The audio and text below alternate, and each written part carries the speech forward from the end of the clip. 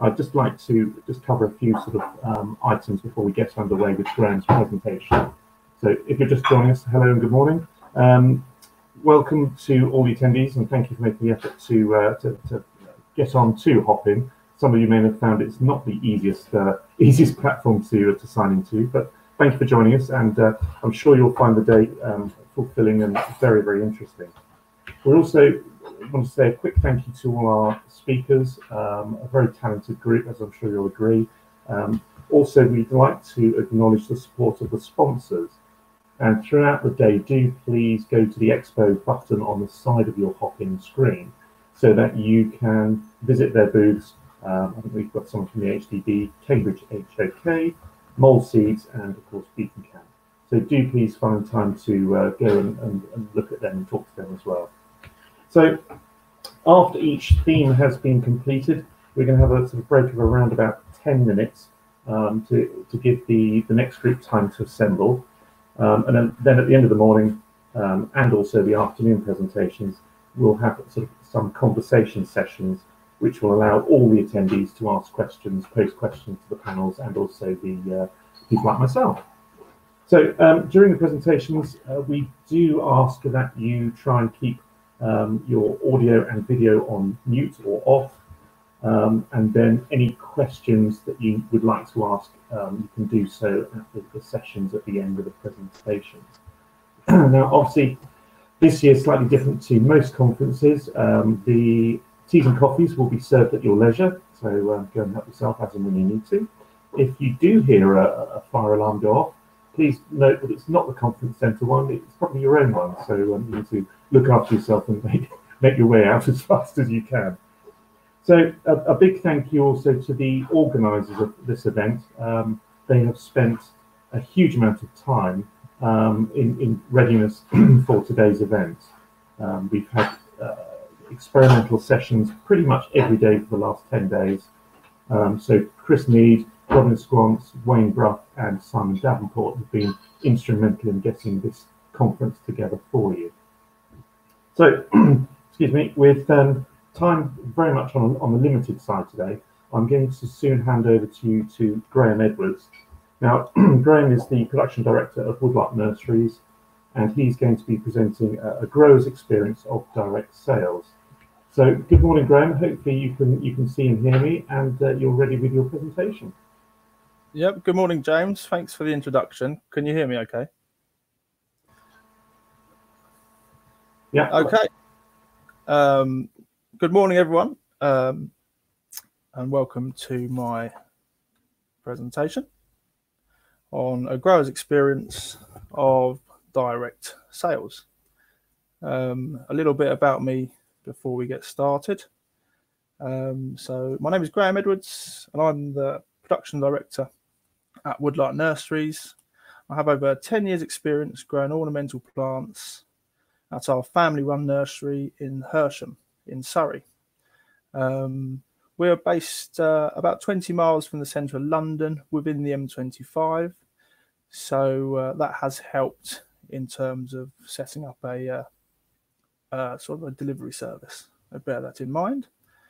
We specialise in bedding plants and poinsettias, and we supply garden centres across the UK. Since Woodlawn was founded in 1963, our focus has been on producing quality plants and delivering excellent customer service, and this is a common theme that we've taken towards our new retail business as well. So that's very important for us. I also just want to add that we started an online shop with local delivery and a click and collect service. I don't think I explicitly say that anywhere through this, just so everyone knows. So why did we set up an online retail store? So it was in response to the challenges we faced in horticulture at the start of the pandemic. When lockdown was initially announced in 2020, we had a nursery full of perishable stock with nowhere for it to go, a lot like most of you, I imagine. And it was the most important time of year with our most important, most valuable crop. So we were really in trouble. Facing the prospect of losing large inventory and over £1 million in revenue, I decided to look into selling plants directly to the public through an online store and creating a home delivery service. As we moved into warmer months, with everyone stuck at home, I knew there would be a demand for plants and compost to keep people busy in their gardens. And the response from people in the local community was particularly positive, with people commenting that it helped with their well-being during a very difficult time. And we won an award for our services to the community during this first lockdown. But in short, why did we set up an online retail store? It was because we had to. We had to sell our plants somehow. We had to get some money in. So that's really the reason why we set it up. So how we did it? How did we do it? So the news of garden centres closing and the potential repercussions on our business, like most of you, left me with tons of sleepless nights as I racked my brain for how I could get products out of the greenhouse and into people's homes. I knew people wanted the products. I knew I needed to let them gain access to our plants, but the garden centres were shut. How the hell do we do this? So the only viable option was to set up an online retail store and offer local delivery. So I contacted the company that built our trade website, which our garden centres log on to, only to be told that a retail website would be a lot of work and cost a hell of a lot of money. So that was a bit of a downer. But they did, however, suggest that I had to go by myself using a DIY style website builder, and this was called Shopify. And it was very kind of them. They helped me in the early stages of sort of setting up and figuring what I needed to do, because I wasn't keen on starting a website when they first mentioned it, because I'm a grower. I had no experience of websites or doing anything with websites apart from Googling stuff. So it was completely new, and I honestly didn't think I could do it. So it was incredibly nice of them to sort of give me a hand in setting it up, but it was also incredibly easy when I got going. And I'm sure, although it was kind of the prospect of us going bust and them not getting paid, inspired a bit of kindness as well. So just want to comment on Shopify a little bit. It's incredibly easy to use. I would recommend using it if you're looking to start a website yourself. I'm able to update stock lines, add products, market directly to customers, view sales figures, pretty much everything you need to do without the need for external web developers, which are costly and quite frankly a bit annoying. And from here, I carried on building the website up. In the first week, we made £100, and I thought the whole plan was just a waste of time, and I wasted a whole weekend. But fortunately, it picked up. So my fiance, who had previous experience with working for a large pub chain with social media, she offered to take over the Woodlark Facebook page very kindly while she was doing her teaching job, and she used it to target local groups to spread the word about what we were doing, that we were selling plants to the public, because we'd never done that before. And from there, it just went crazy. People shared Facebook posts, left fantastic reviews, posted pictures of their gardens filled with our plants. And after a few weeks, a local magazine wrote about a big spread on how recommendations to buy plants from us were absolutely everywhere. So the demand soared as recommendations spread further out, and also as people took more joy in their lockdown gardens. In response, I decided to branch out in terms of products and began selling grow bags, hanging baskets, planted containers, and lorry loads of compost, absolutely tons of it. And we also set up a click and collect service. We had some staff because we weren't very busy with the garden centres, who were sort of needed work. So they managed to pick the plants, which was worked quite well. We kept them busy. But we needed drivers to deliver the plants. So we employed lots of friends that had lost their jobs due to the pandemic. They came to the nursery in their cars, used our vans, and they worked as drivers to keep up with the demand. One friend, the black cab driver, even delivered in his taxi. We sold so much compost that nearly all of our vehicles needed new shock absorbers by the end of the summer. So I do apologise to a few mates who have got dodgy suspension now. So not only were we able to help people out who lost their jobs, but we were also able to retain our staff that were not shielding and keeping themselves safe. So in a nutshell, how we did it, we used Shopify as the place where we set up the website. We've done all the deliveries ourselves. It was all in-house, so we didn't have to sort of rely on anyone else. So marketing, how we marketed what we were doing and our products. So our now stock controller and jack of all trades, my fiance Lauren, used to be a social media manager for a UK pub chain, as I mentioned earlier. She put together a social media plan based on research into the types of consumers that would usually be purchasing our products from garden centres. The plan identified ways to maximise our engagement with potential customers and also how to use tools and features of social media to get the most out of our Facebook posts. I will go into far more detail with my next presentation a bit later. And there is like a how-to guide which Lauren made, which is how to use this, which we used in the spring, which works really, really well. Other than social media, I was able to utilize Shopify's sign up feature, which basically meant after someone places an order, if they click subscribe, we have their email details, and then I could send them weekly emails to everyone that was interested in what we were doing. These emails consist of like new products, discount codes, deal of the week, which enables us to sell the last of a stock line quickly so we can offer them in a deal. It's just to keep the customers involved. And that's another way we marketed our products and let people know what we were doing. So next one is branding. So branding, it's since the first days of the website being built, I was very conscious about brand image. So Woodlark is not only a business that has decades of reputation to uphold, but is also now my father's business. So it was incredibly important that I maintained our high standards when creating the retail business. The last thing we would have wanted is to sell to the local community and they think we're rubbish, bad service, get a bad name. We want a good name in the local community. Our ethos is consistent across our trade and retail businesses, quality plants and excellent service.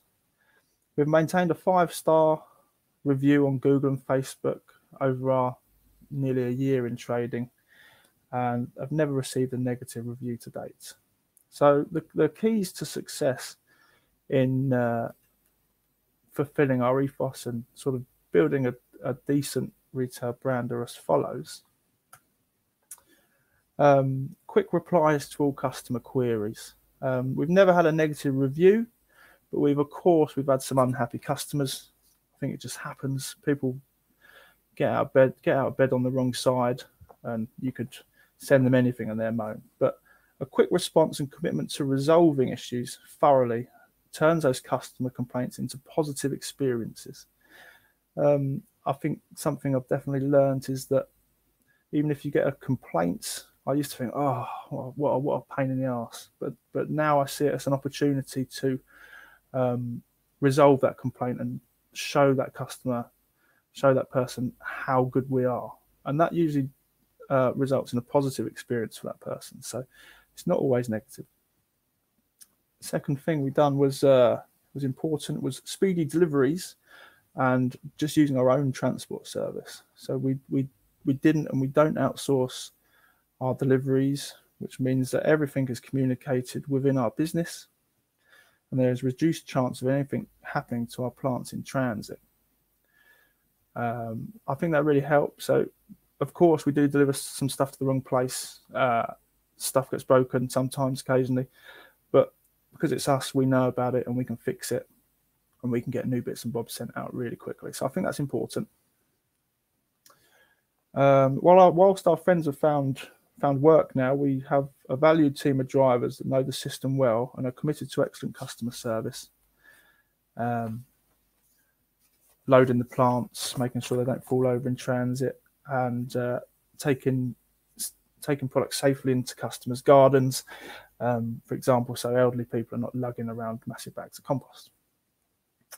Another thing we do is pretty obvious, but we ensure that every care is taken to show the best of our plants, whether that's in the images we take from the website to ensuring the best plants are picked for each customer.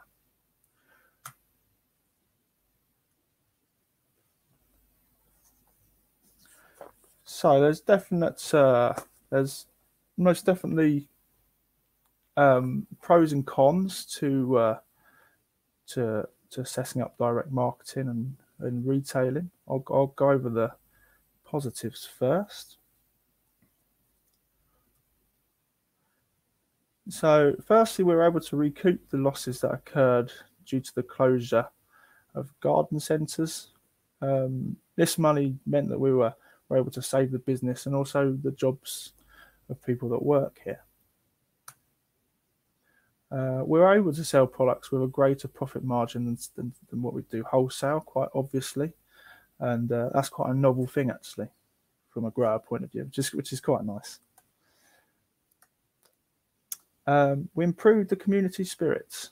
I still get emails regularly from customers expressing their gratitude for giving them plants that brighten up their day during tough times, and it's really nice. Lots of people in the local community really got behind our business and behind lots of other local businesses as well, and that's really nice to be a part of. We've diversified the business slightly. Of course, it's only a very small percentage of what we do compared to our core business, which is the trade garden centre side. But it gives us an additional income. We get paid within a couple of days, and it does prepare us for the potential further closures of garden centres, which, touch wood, is not going to happen. It also sort of protects us, gets us ready for any future consumer changes. I think that people are more inclined to buy online now. I think they probably didn't think they could buy quality plants online, and now they have from us. They'll be more inclined to do it again. I don't honestly. I think going to a garden centre and buying plants is a nice thing to do. So I don't think I don't think that it's going to take over from people going out and buying plants at all. But it might slowly increase. It's created new jobs, and it's allowed us to bring in new, reliable members of the team who have been an asset to multiple aspects of the business. And it has allowed us, as I alluded to above, to become a business in the community that people are proud to have down the road from them. Some people didn't even know we were here, and now it's just got a nice community spirit. So, as much as I'm proud of the success of the retail business, that there are some drawbacks. It's not all good. It's not all easy. There is difficult bits to it. So, firstly, you do need people to run it, and obviously, I had quite a lot of time last year because the garden centre was shut. But as the trade side of our business has picked back up, I've had to train other members of staff to take over parts of the retail business. So that's difficult. Training people to do a job that you were doing is always hard. Sometimes you don't like sort of handling over and that sort of thing. And it's something if you're going to do it, you've got to do it well. I don't think that it's viable without the trade business. You couldn't be like a standalone business. It sort of piggybacks on the trade business. It will, when the garden centre opens, it will require surplus stock. Again, for this year, we just don't know exactly what that is. Have we got enough space, etc. And one of the biggest ones is it's unknown how it will work when the garden centres are fully open again. Like, will people buy plants from our website? How busy will it be? Can we cope if it's really busy? Have we got too many people doing it and they're not going to have anything to do? How many pickers and delivery drivers will do? We just don't know. So that makes me nervous of this year. I'm excited but nervous. And again, it's seasonal trade, so it's like the perennial problem for any sort of bedding plant grower. We're selling the same stuff as we sell to garden centres. April, May and June are going to be hectic and mental. And we'll be too busy. And then the rest of the year, it'll be we could do with it being busier. So we haven't got away from that. So the next steps.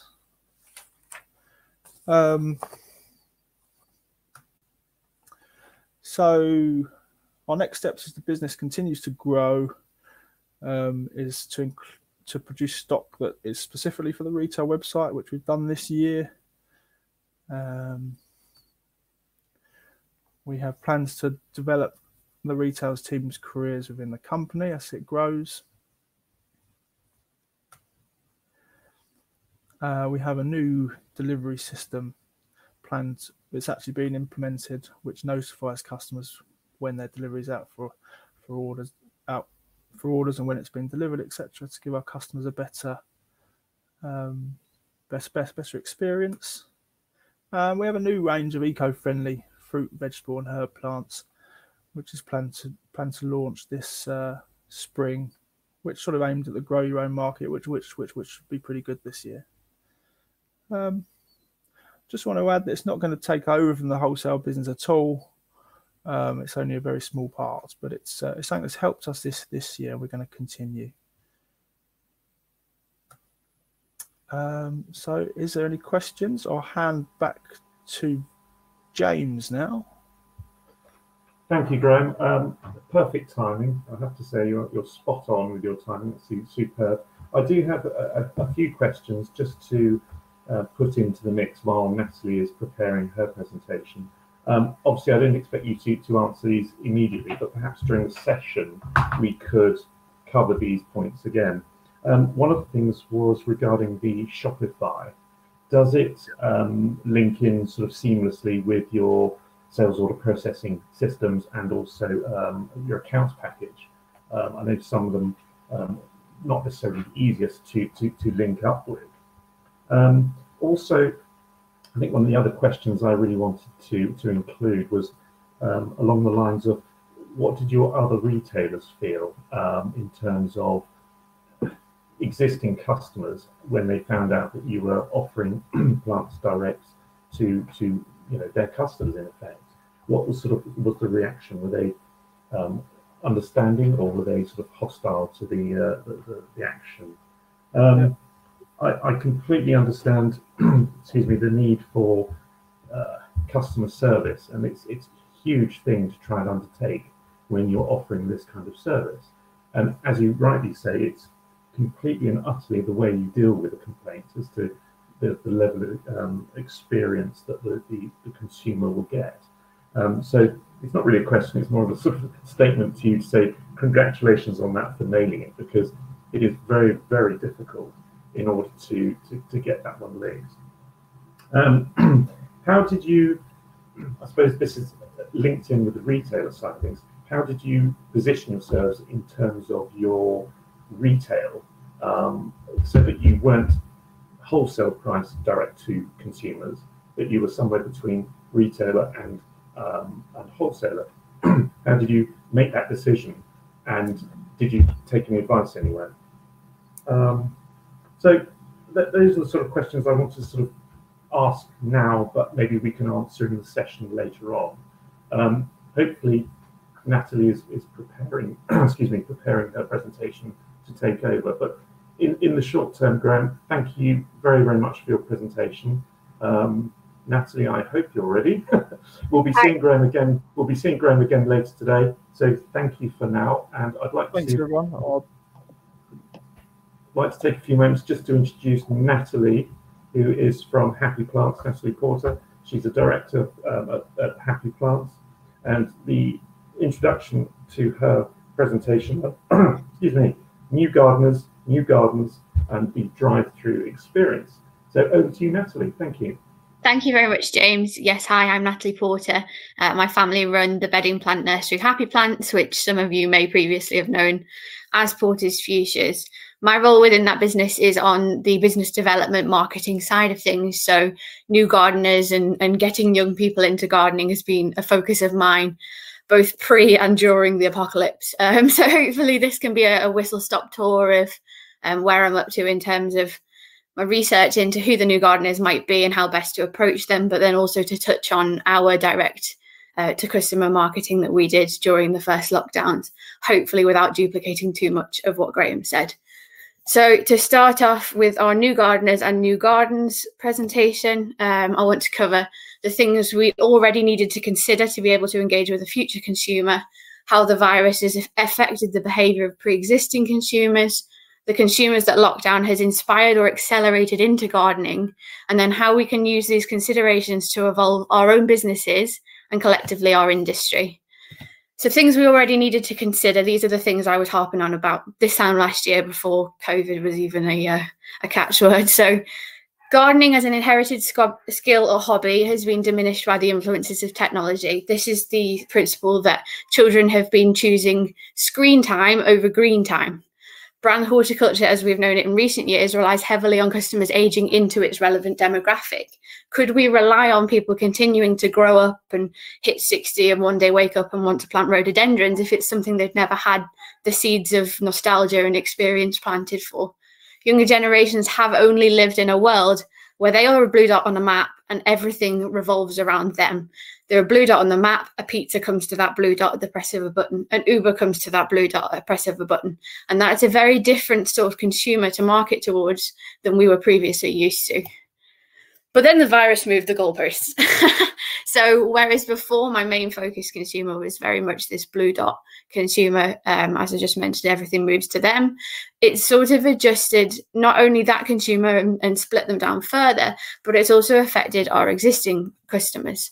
So if we look at these three as focus customers, on the left, we have our existing core customer. In the middle, we have somebody I've christened the house proud hincher. Is a house proud cleaning, Instagrams about her cleaning experience, very much driven by aesthetics. On the right-hand side, we have who was previously the houseplant parent. This is your customer that collects the rare species and Instagrams about them with their full Latin names, etc. If we look at each of them now, our core older customer has suddenly very quickly had to learn to use the internet to be able to safely access food, medication, etc. So I'm calling him now the evolved elderly. And how does the fact that he is now able and confident to order things online affect his interactions with plants? If we move towards the lady who was previously, or it could be a man, but the customer who was previously very much house proud, driven by sharing pictures of how tidy and immaculate and on trend her decorations were. Somewhere amongst lockdown, they, I don't know if they got a bit bored, but they moved their efforts outside and started the grey paint floor rug scatter cushion obsession from inside started to be emulated into the garden. So rather than a gardener, I think they're a garden decorator. Then we move to our houseplant parent. Once the lockdown hit, probably furloughed, they used every windowsill, scrap of paving that they could possibly lay their hands on, allotments, wasteland, urban planting, and turned them into hubs of sustainability and produce. And I think this was your customer who was buying your strip veg, etc. throughout the lockdown, and they've almost graduated from a houseplant parent to an overall plant parent. I find it easiest to visualize things by creating visual images of how they might look. So I've built a garden digitally for each of these customers. If we look at the evolved elderly, his garden looks much the same. Plants have always been his pride and joy. His choices are driven by name varieties, things he's had previously had success with. But does he now need click and collect or home delivery, at least in the interim? And even so, once the measures are relaxed and everybody feels a bit safer to go out again, will he have got used to that luxury of things coming to him? And is that something that we need to keep an eye on moving forward? Looking at the garden decorator here, you see the grey fence, the grey paint, the inexplicable floor rug, which just seems like a slip trip hazard to me, but has become very popular. For them in this garden, I think we can see plants are there as a decorative ornament. They are driven by instant impact, social media recommendations, Facebook, Instagram. It's all about how it looks in a picture, how shareable it is, how desirable it is. Then we move on to the plant parent. Plants for them absolutely have to be functional. Their decisions are influenced by sustainable credentials. They're looking for plants that feed the people, plants that feed the bees, plants that help the air quality. Their sort of inspirations and are most likely to be shared YouTube, TikTok, how-to videos. So a very different set of customers. And I think as an industry, when we've looked at younger customers in the past, it's been a case of this is all the separately marked out categories of older people who we currently engage with, and then there's the young ones we haven't yet approached. And I think now they're such a significant portion of our market and will continue to be so moving forward. It's about time we deserve them more individualized identities. I think the lockdown that we've just ongoing lockdowns that we've just been through, but the first one in particular has been a launchpad for horticulture to catch up. And I think we really do need to get to grips with who these new consumers are, because not only are they very different than the ones that we've had before, but the digital revolution is ongoing, is still accelerating. They will be more similar to all of those we will have thereafter. So it's not a case of just being able to ignore the fact that our consumer has changed. We need to step up and stick with them when we get there and keep evolving and keep moving to keep up with the very different customers we're going to face from here on in. So each category of horticulture needs to consider how accessible and appealing they are to each of our evolved consumers. Obviously, we're a bedding plant nursery, so looking at it from our point of view, we look at the evolved elderly. The product doesn't need to change. We just possibly need to readdress his means of access. If we look at the plant parent, bedding probably isn't going to appeal to them. It's not particularly functional. It is a decorative ornament, effectively, which was why I think it fits really well with our houseplant, our house-proud Hincher, who has now become our garden decorator. So the garden decorator is an ideal fit for bedding plants because they absolutely love bright colours, instant impact. Anything that's Instagrammable, basically, is their remit. They want to redecorate regularly, so they don't really mind how long a plant was intended to last. To them, an orange osteospermum in a pot is the same value as, you know, a Rudbeckia or a Coreopsis or a more expensive product. To them, it is literally an orange ornament. They're after an easy care product, low maintenance, instant gardening. They don't even have to get their hands dirty. And quite importantly, the last point, they don't have any preconceptions over perceived value of a product. So they could be a really good way to find better margin. Any bedding plant growers out there, I don't need to tell you about the suppression of price that we've been going through for the past 30 years. I can look at a catalogue from when I was a few years old, back in the early 90s, and the prices then for the same products were higher than they are now. And this compression can't continue. Now, that compression is very much based on you know, if you look at a pack of Impatiens, it has a ceiling price at $3.99. You're never getting past that with your customer you already had. But this customer, you could take 4 of those Impatiens and put them in a bell pot and sell it for possibly £10, £12. And just wanted to cover a quick example of that philosophy in horticultural action. So we have here a pack of Mr. Fothergill's sunflower giant single seed. So this is a sort of a luxury sunflower seed, if you will, but commanding a price of £1.35. So you're looking at under 2p a seed there. This is a company called Growbar, and what they do is they take seeds, they plant them in a very small block of coir, wrap them up in fancy packaging, market them as absolutely foolproof, and they market them wrapped up like a chocolate bar, fancy pictures, very evocative imagery, and market them through gift websites and also through RHS shops and other garden centres. But for the luxury of that, 15 seeds in here, £12. And they have got a whole range of these bars. I think in total they've got 28, but they're all themed. You know, you've got a gin bar in there, one to grow your own bouquet, and Roman herbs, Tudor herbs, one to attract bees. And I think that just shows that the opportunities are there to escape the price compression with a bit of clever marketing. Anyway, moving on to our retail journey. As I say, I will try to not go over too much of what Graeme's already covered. These slides are quite information heavy, but intentionally so that they can be there as a resource to look back upon afterwards if the setup we've put in place proves useful to anybody else. Situation, as Graeme's already covered, hundreds of thousands of plants coming ready each week, gridlocked, cash at a standstill. We had staff to pay, and that was both furloughed staff and working staff.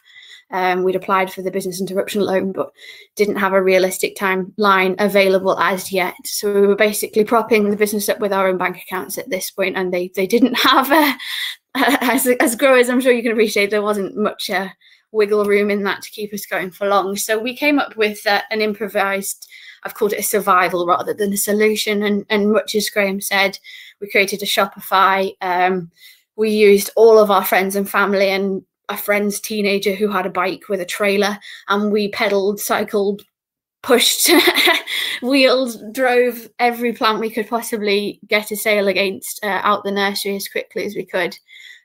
We did a few things that I just want to touch on that I don't know if Graeme did or just didn't cover, but we only listed a maximum of 12 products at a time with a minimum price of £10 an item. So if it was pack bedding, it was sold in bundles of 4.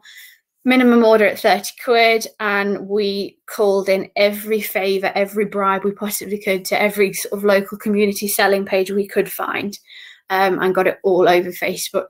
I think we were actually at a little bit of an advantage. We actually had a retail or cash and carry premises here about 20 years ago, and that sort of gave us an advantage in the fact that we're in a silver citizen area, and a lot of them had experience of buying our plants recently and relished the opportunity to do so again. It was chaos. We couldn't keep up. 150 orders day one.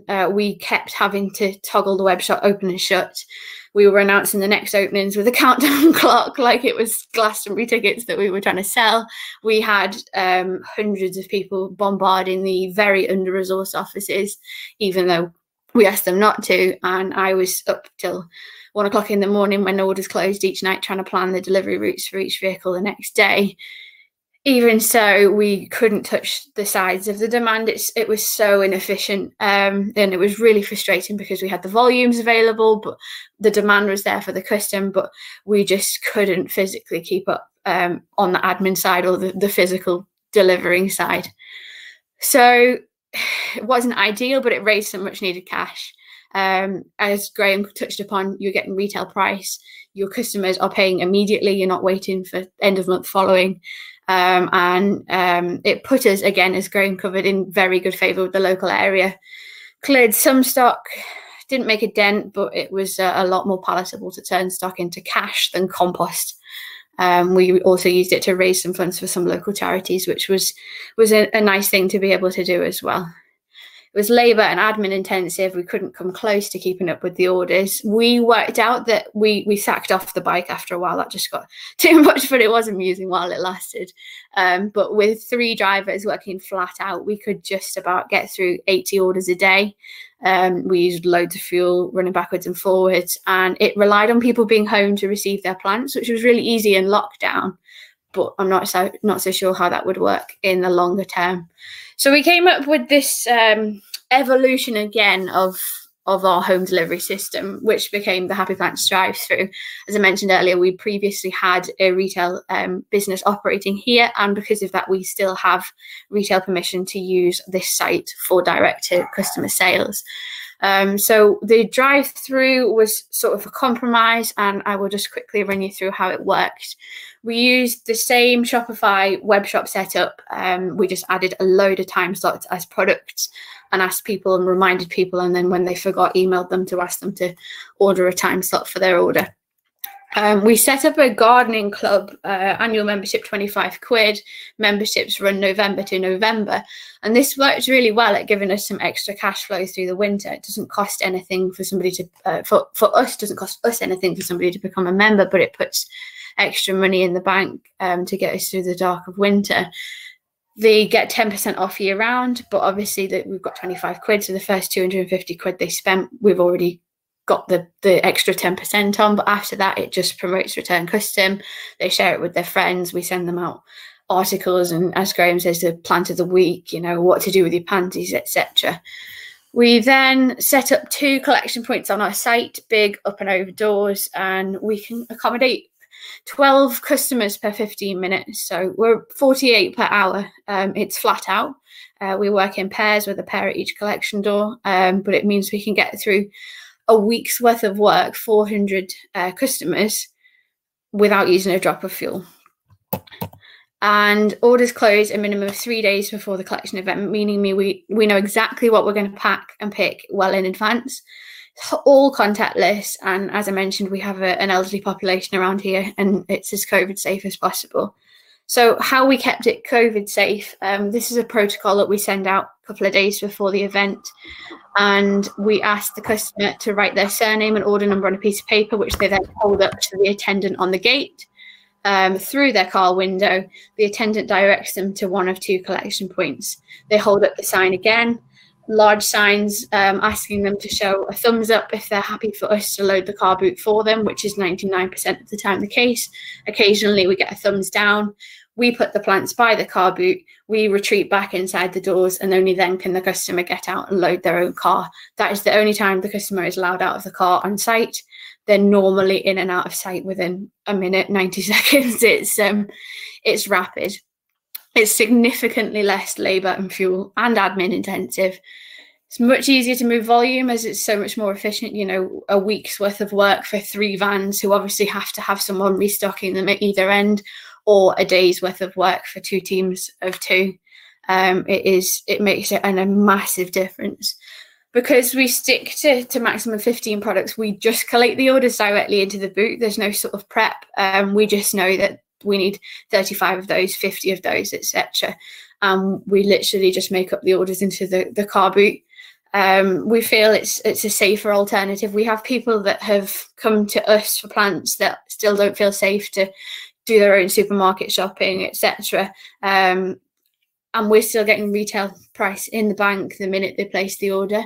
And it's really convenient for the customer. They can order in their own time online, browse through everything we've got, and they quickly pick up their products without having to visit a shop. I think this is something that's going to become even more important in the long term, when we've got customers that have been furloughed that go back to full-time work, and they've only got 1 day or 2 days a week off work.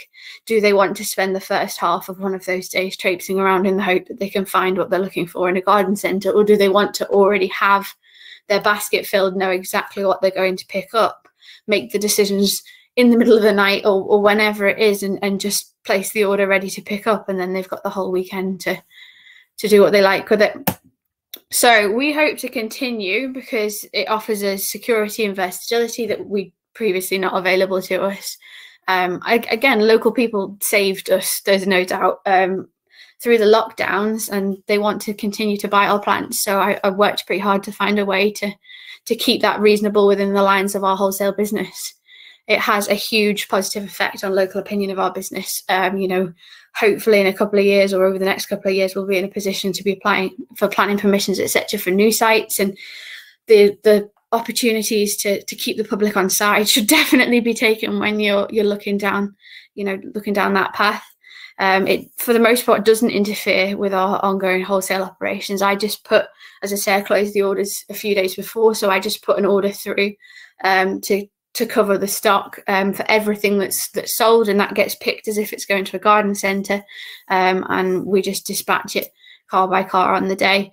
Also allows us to test trial products and gain more feedback than selling wholesale. We're, as Graeme says, in the situation where we have got, thankfully, I think we've got 3 4-stars and 167 5-star reviews.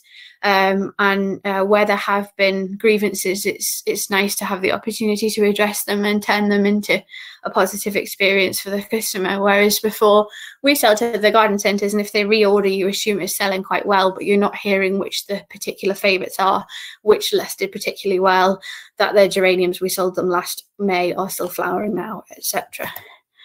So yeah, so it's sort of become a valuable part of what we do, and something we hope to continue. It isn't going to replace the wholesale business, as Graeme says, it piggybacks on the wholesale business, but it's become quite a big community project for us as well. One of the last things we added was the customers are coming to us with an empty car boot. Why don't they bring things for the food bank? And it really has sort of evolved and snowballed into something that's much more than we could have ever hoped when we originally set it up as a panicked solution last March. Thank you. Thank you, Natalie. Yeah, I think what we can glean from both of the initial presentations is that the amount of work that both businesses have actually put into trying to salvage something out of what was potentially a very damaging situation. Very briefly, before we go on to Graeme's next presentation, Natalie, I've got some questions for you, which I will save actually for the session because I'm just conscious of time. So thank you for your presentation. I look forward to catching up with you again in the session a little later.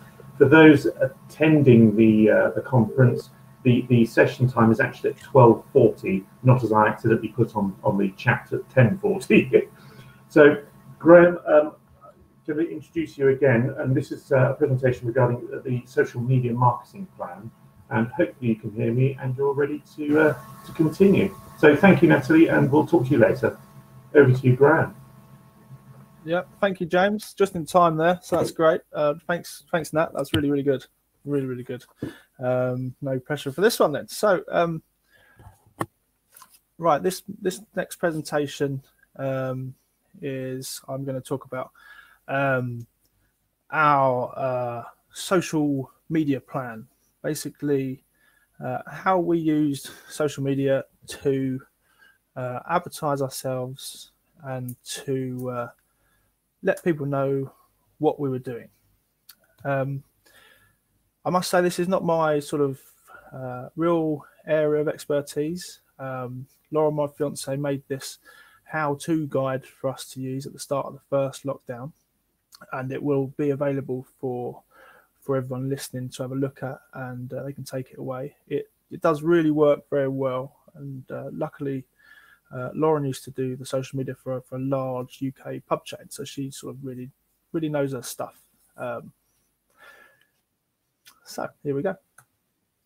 So firstly, target audience. So here we explain the importance of knowing and understanding your target audience. This should be at the forefront of everything you post on social media. For example, if your audience is older, you want to avoid overuse of emojis and hashtags.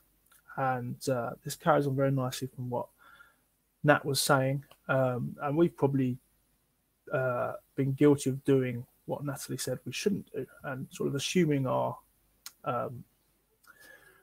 target audience is a little bit older. But anyway, our target audience is predominantly females aged from 30 to 65. Facebook is our most valuable tool for advertising our business. You may wish to extend onto Twitter and Instagram, but these do not facilitate our target audience as much as Facebook would. You can share your Facebook posts on Twitter and Instagram, but there's not much value in spending time building these profiles, or we didn't feel there was enough value to spend too much time on it, and we still don't. So the next 6 slides I'm going to cover, over the next 3 slides, I'll explain how to modify the aesthetic of your Facebook page to engage customers, as well as utilizing features such as community groups and scheduled posting. I'm just going to add that Lauren uses a website called Canva, that's Canva, to design all of the posts, banners, stories, videos, and adverts that we use on our social media. And we recommend it to anyone wanting to create their own sort of point of sale. I've even used it. It's not particularly expensive a month, and even I can create some really nice professional looking stuff. So I'm sure you can too. And I'm not very good at designing stuff at all. So your Facebook page, your Facebook banner is the first thing customers see when they click on your page. It's basically the photo at the top. So it should be clear from a glance what your business offers. Utilize the stories feature to post regular deals or updates. Users will view these without having to visit your page directly. A pinned post is a post that you can keep at the top of your page. If you have a particular post you want every customer to see, you can pin it by clicking the three dots in the top right corner of the post and pinning it to your wall. That's, for example, if you want Christmas opening times, delivery times, something important you want everyone to see, for example. So, community groups. These worked particularly well for us, so I would highly recommend using community groups to advertise and to your benefit.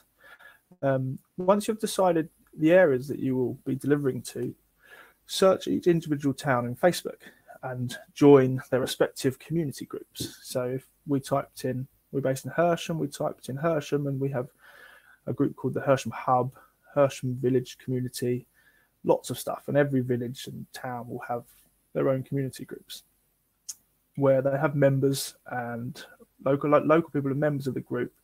So if you post something on the group, everyone within the group can see it. So it's a great way to get everyone seeing your posts. So once you've been accepted, you can create posts in each group, let them know what you're offering, and you can include a link to your website. You can do this by copying and pasting the URL from the search bar, and that will create a link within your post when you post it to the page. So anyone that sees it, if they, oh, I like the look of that, they can click on it, and it will take them away from Facebook and onto your page so they can buy some of your plants. A quite important point to note is most of these pages will have rules about when you can advertise your business. So do make sure you read the rules to ensure you keep the peace. The people running these Facebook groups, you're definitely not going to win an argument against. So sometimes you've got to bite your tongue and just abide by the rules. And like I said, keep the peace. So just bear that in mind. It's usually on Mondays where you can post stuff about selling stuff. It's so the group's not filled up with lots of advertisement all through the week. So just bear that in mind. Presence. It's important you post daily to ensure your business is kept on customers' timelines. So what that means is every time someone opens Facebook on their phone, if you have a new post, that will come up at the top and they'll be able to see that. If you only post once a week, they may only see it once a week, or they may not be on the phone when you post, so they might miss it. Creating posts can be time consuming, but by creating several posts at a time and scheduling them, your Facebook page can essentially run itself through a week. What we do is on a Monday, we set up our weekly Facebook posts with pictures, and then we have them so they post once every day. Then you only need to respond to comments on your post as they come in, and to schedule a post, you can follow the following steps. I won't go through in detail. I'll just flick through the pages here. You can all have a look at it in more detail if you need to. So publishing tool you find at the top. Create a post. And once you've created your post, you can click on Share Now, and you can change it to Schedule, and then you can select the date and time you want the post to run. So the next bit is Lexical Choices. So if you're like me, the first time I heard this, I didn't have a clue what Lauren was talking about, but it's actually really good. It makes a lot of sense. yeah, it just really works. It's basically common sense, but it's really clever. And you might, if you're doing stuff on Facebook, you might not be doing it. You might have overlooked it. So lexical choices are key. They're important when communicating with your audience. It can be easy to cross the line between passionate sales and pushy, annoying salesmen. The words you select for your posts create the business image you want your customers to connect with. Key changes to the vocabulary used can change your image from a disconnected corporate business to one that the community want to support and engage with. So rather than staff, customers, and business, we chose and still use their team, family, and friends. And we also use community for customers as well. These simple changes to your post can make a customer feel a part of your business and want to support the family they're engaging with. If you write a post and then change the words to include these sorts of words, it really changes how it sounds, and it sounds really friendly and lovely, and like just how people want to be spoken to, and make them feel a part of something, which is really important.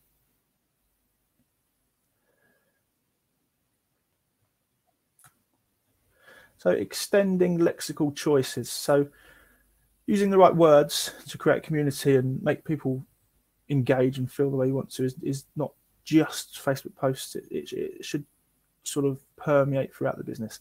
So creating your community can extend into other areas of social media advertising. By creating discount codes that include these language choices, your customers feel a continuation of their engagement with the business. So we used a discount code called Friends of Woodlark, which was maybe a 10% discount. I think we still have that running, and advertised it to our friends and supporters on Facebook as a thank you for their support.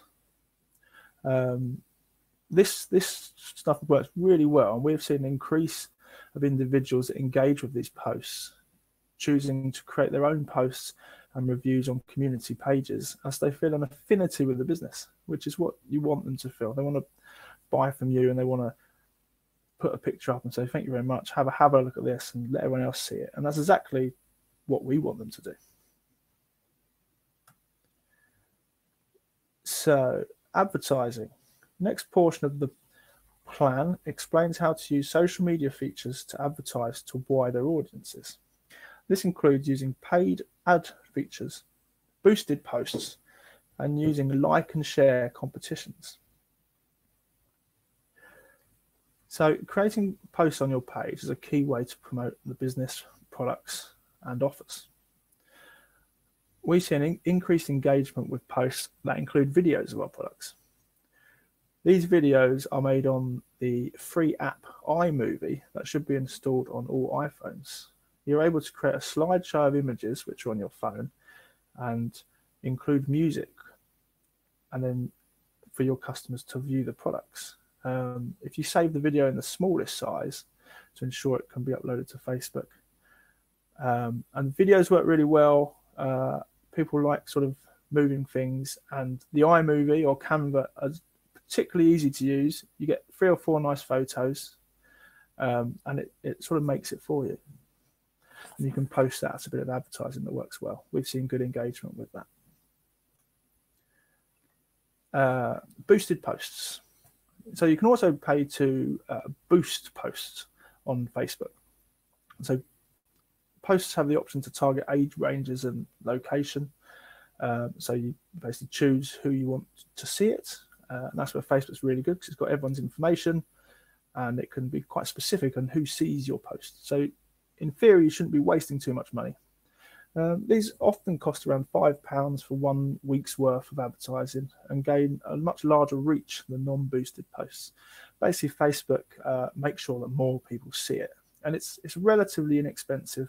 And as I said, they can be quite specific with their advertising, which is good. You'll see a boost button on posts that Facebook can boost for you. It's fairly simple to set up. So next is run through on the ad center. So create an ad. So here you can use videos or images from your page to create adverts that target a specific audience. You can add the URL to your website and select a Shop Now button to connect users to your products. Check each step carefully to ensure you have all the correct information before you send your ad out. It sounds stupid, but just make sure you're putting the right website details, or you haven't got any spelling mistakes. You've used the right words. You haven't used customer. You've used the proper lexical choices, friends, family, all that sort of stuff before you send it. Communication. So you need to maintain a dialogue with your customers. It's very important. They like this. They like to feel important. You should be responding to every review, comment on posts, and message with the tone that matches your posts and the lexical choices that you've decided to use. Avoid being overly formal, as this can create a disconnect with your customers. Referring to your team can also create a positive connection with the audience. For example, this is one of our posts. The team at Woodlawn would like to thank you for your positive review. We're working hard to keep the community busy in their gardens, and I'm delighted to see your patio in bloom. So that's sort of like a pretty good post, using all the right words. Like the team at Woodlawn would like to thank you for your positive review. And we're working hard to keep the community busy in their gardens, and we're sort of encouraging them by saying, we're delighted to see your patio in bloom. We encourage them to upload sort of more photos so that more people see our products. Competition. So competitions are adding competitions that require the users to like and share your posts will create a wider reach for your group. If a person on Facebook likes and or shares your post, then all of their friends will be able to see it as well. Perfect. Absolutely perfect. Their friends will be able to view your business and will also engage in your promotion, because they'll probably want to win a free plant. But it's very important that you see your competitions through by revealing a winner on your page so that customers will return to see the next prize. We've got a little bit of a funny story on this one. We'd done a fuchsia competition for a large fuchsia basket, and there were lots of likes and shares on Facebook, and we picked the winner by random, and it was our very own Simon Davenport. So I quickly changed that to a more local customer. Sorry, Simon. Utilizing existing networks. So Natalie has sort of alluded to this as well. So use existing relationships with businesses to share your website. If you have worked with businesses in the past or friends that already have a social media presence, communicate with them to see if you can exchange advertising deals, or just ask your friends to share and like all of your posts. It really does help, because then all their friends see it, and hopefully you'll get a couple more people like it, and it spreads quite quickly. Offer to promote other businesses in exchange for you promoting theirs. From this, we have built advertising and sponsorship deals with businesses that will hopefully extend beyond lockdown. A good example of this is Hersham in Bloom. We now supply lots of plants for no cost because we're supporting the local community. But in return, I got some plaques made, which are stuck on all the big plaques, which are stuck on all the planters around the village, which have our website and tell people exactly what they do. So that's a great way to improve our local, the knowledge of the business to local people. I think that's my last slide. So we managed to build up a solid following last spring, and I'm seeing customers return now that bought from us last year. And we have reviews and emails from customers who feel an affinity with our business and have vowed to continue to buy from us in the future. So that's pretty much what it is. But any questions, I can go into a bit more detail. And like I said, the plan there, which was put together by someone who knows their stuff, is available to everyone to use. And that's everything, James. Thank you, Graeme. That's fantastic. Again, just looking at timings, I think we need to stop in about 3 minutes or so for a brief 10-minute coffee and comfort break. But thank you for that. That's brilliant. I know we'll be talking to you during the sessions that are coming up at 12:40. So just a reminder for all delegates that at 12:40 to 1 o'clock, we've got 3 sort of question and answer sessions on all the presentations today or this morning. So we've got direct marketing session, the discussion regarding and revolving around scripts, and then finally growing your workforce. So do please, in this sort of break time or at lunchtime, take the opportunity to go and get involved with those sessions. Likewise, do, if you get time, go to the expo to go and have a look at some of the organisers, sponsors of the organisation. Sorry, that didn't come out particularly fluid, but yeah, do please go and see the support and sponsors for the conference. So I'm going to leave you now. Look forward to catching up with you at around about 11:10, where Wayne will be introducing the next theme. Thank you very much.